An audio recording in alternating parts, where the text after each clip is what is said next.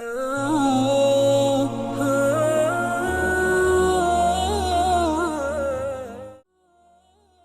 بھائی نے پوچھا کہ کعبے پر جب پہلی نظر پڑے تو سنا ہے کہ دعا مقبول ہوتی ہے، کیا یہ بات ٹھیک ہے؟ اور اس پہلی نظر کا مطلب کیا ہے؟ بعض کہتے ہیں کہ جب آپ جائیں آنکھیں نہیں جھپکنی چاہیے،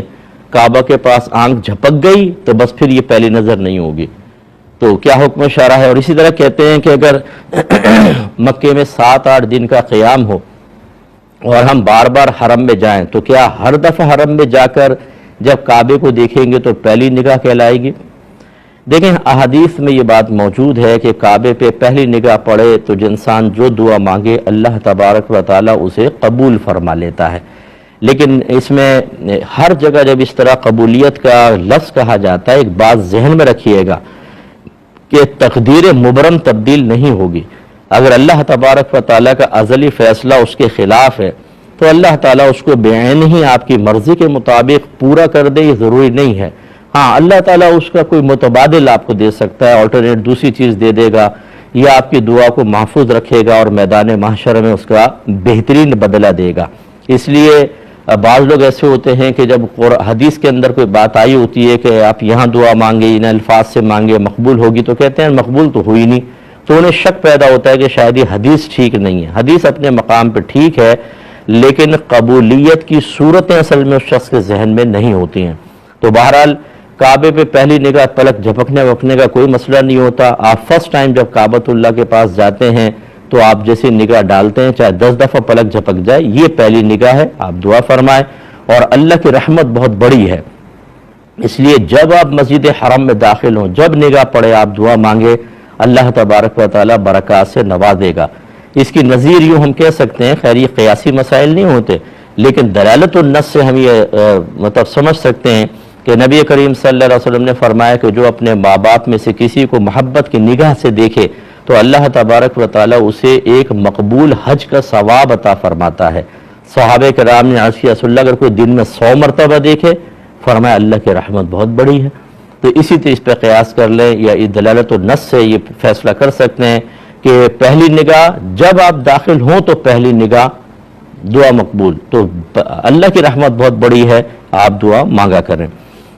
یہ سوال تھا کہ کیا قرآن خوانی کے اندر جو لوگوں کو بلایا جاتا ہے ان کو بطور اجرت مٹھائی دینا، کھانا پینا، کھلانا پلانا یہ صحیح ہے؟ تو اس کے لیے بطور تمہید میں عرض کر رہا تھا کہ علماء متقدمین نے طاعات پر اجرت کو حرام قرار دیا تھا، اور وہ دور ایسا تھا کہ لوگ اپنے دیگر مسائل میں مشغول ہوتے تھے، یعنی کسب معاش کے لیے، اور ساتھ ساتھ نیک عمل بھی کرتے تھے، اس کی کوئی اجرت نہیں لیتے تھے۔ لیکن پھر تغیر زمانہ ہوا، اور اس زمانے میں یہ بھی میں آپ کو وضاحت کر دوں کہ جو خلفاء ہوتے تھے، بادشاہ وغیرہ ہوتے تھے، وہ ایسے دینی کام کرنے والوں کے لیے شاہی خزانے سے وظائف دیتے تھے، تو وہ بالکل قصب معاش سے بے نیاز تھے اور دین کا کام کرتے تھے۔ پھر یہ وظائف کا سلسلہ منقطع ہوا تو لازم بات ہے کہ علماء کو اور دیگر لوگوں کو اپنے کام بھی کرنے ہوتے تھے، تو پھر علماء متاخرین نے مقام ضرورت پر طاعت پر اجرت لینے کو جائز قرار دیا۔ مقام ضرورت کیا ہوگا؟ انہوں نے تعین کیا کہ ایسی چیزیں کہ اگر ہم اس پر اجرت کو جائز قرار نہ دیں اور آدمی سے کہیں کہ یہ کام بلا اجرت ہی کرو، اور وہ بیچارہ نہ کر سکے کیونکہ قصب معاش کے لیے بھی اس کو جانا ہے، تو پھر دین کا بہت زیادہ نقصان ہوگا، دین کی ترقی رک جائے گی، ضیاء دین ہوگا، یعنی دین تباہ ہو جائے گا۔ ان مقامات پر اجازت دے دی کہ بقدر ضرورت آپ اجرت لے سکتے ہیں۔ اس میں امامت بھی ہے، مؤذنی ہے، مسجد کے خادم وغیرہ کی، بچوں کے تعلیم قرآن پر، جس طرح لوگوں کو علم دین سکھانا، فقہ سکھانا۔ اسی طریقے سے اگر کوئی واقع ایسے بیانات کرے کہ جس میں وہ لوگوں کو مسائل سکھا رہا ہے اصلاح، اس کی بھی وہ اجرت لے سکتا ہے اپنے وقت کے لحاظ سے، ان کی اجازت دی۔ اور جہاں ضرورت نہیں ہے وہاں پر وہ پہلے والے حکم کو باقی رکھا۔ تو اب اگر جو کوئی تلاوت قرآن جو ہے یہ کوئی ضروریات دین میں نہیں آتی، اگر آپ اپنے مردوں کے لیے کہ ایصال ثواب کے لیے بالکل کوئی قرآن وغیرہ نہ پڑھوائیں تب بھی کوئی دین کا تو حرج نہیں ہے۔ اس لیے یاد رکھیں کہ تعلیم اس پہ مطلب تلاوت قرآن، تعلیم قرآن ایک الگ چیز ہے، قاری صاحب حافظ صاحب بچے کو پڑھا رہے ہیں بچوں کو، یہ ایک الگ چیز ہے، یہ ضرورت میں ہے، لیکن یہ ضرورت میں نہیں،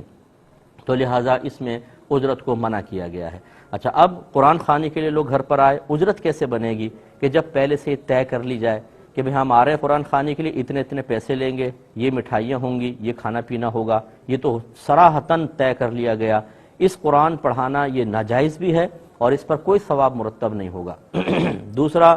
کہ طے تو نہیں ہوا لیکن مشہور ہے کہ اگر آئیں گے تو کچھ نہ کچھ ملے گا، تو یہاں پر بھی یاد رکھیں المعروف کالمشروط کے تحت یہی حکم ہوگا کہ وہاں پہ کھانا پینا کچھ لینا یہ گویا کہ قرآن کے بدلے میں ہی کہلائے گا اور منع ہوگا۔ تیسری صورت یہ ہے جو بالکل جائز صورت میں آپ کو بتا رہا ہوں کہ جس میں یا تو صراحتاً منع کر دیں ہم کچھ بھی نہیں لیں گے، آئیں گے اللہ کے لیے پڑھ کے چلے جائیں گے، آئے اور پڑھے اور جاتے ان سے پہلے میزبان نے کچھ اپنی طرف سے دے دیا، طیب اور حلال ہے۔ یا پھر وقت کا اجارہ کر لیں۔ وقت کے اجارے کا مطلب یہ ہے کہ ہم 2 گھنٹے آپ کے پاس آئیں گے اور اس 2 گھنٹے کے اتنے پیسے لیں گے، اس میں آپ ہم سے کوئی بھی کام کروا لیں۔ اب خاص قرآن کے اوپر اجارہ نہیں کر رہے، اب اپنے 2 گھنٹے گویا کہ آپ نے ان کو دے دیے، اس میں وہ کوئی بھی کام لیں، اور یقینی سی بات ہے جب وہ گھر بلائیں گے آپ سے جھاڑو تو لگوانے سے رہے تو وہ کہیں گے جی قرآن پڑھ لیں، تو اب آپ کے لیے اس